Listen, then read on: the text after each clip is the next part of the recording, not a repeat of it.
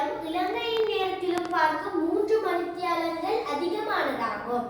மலேசியாவில் 1 மணி நேரம் தாமதமாக காட்டுகின்ற கடிகாரம் நள்ளிரவு 12 மணியை காட்டுகின்ற போது, இலங்கையில் உள்ள 1 மணி நேரம் முந்தி காட்டும் கடிகாரம் காட்டுகின்ற நேரம் யாது?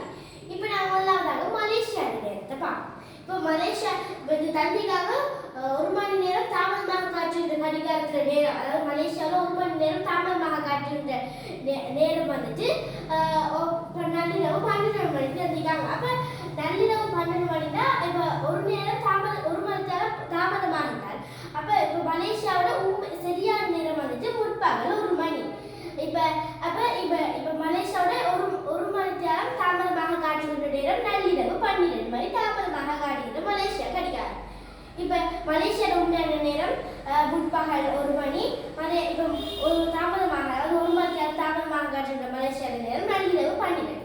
அடுத்ததாக இலங்கையோட நேரத்தை பார்ப்போம். இலங்கை நேரத்தில் தந்திக்காங்க 3 மணி நேரங்கள் அதிகமானது. மலேசியாவில் 1 மணி நேரம் தாமதமாக காட்டுகின்ற கடிகாரம் நள்ளிரவு 12 மணியை காட்டும் போது, இலங்கையில் உள்ள கடிகாரம் 1 மணி நேரம் முந்தி காட்டும் கடிகாரமாக காட்டுகின்றன. இது தந்திக்காங்க மலேசியா கடிகாரத்தை விட இலங்கை கடிகாரம் 3 மணி நேரங்கள் வந்துட்டு குறைவா வச்சிருக்கணும். அப்ப நாங்கள் மலேசியா கடிகாரம் கொடுத்து 1 மணின்னா அதை 3 மணி நேரமா கழிச்சோம்னா இப்ப இலங்கையில சரியான நேரம் வந்துட்டு பிற்பகல் 10 மணி.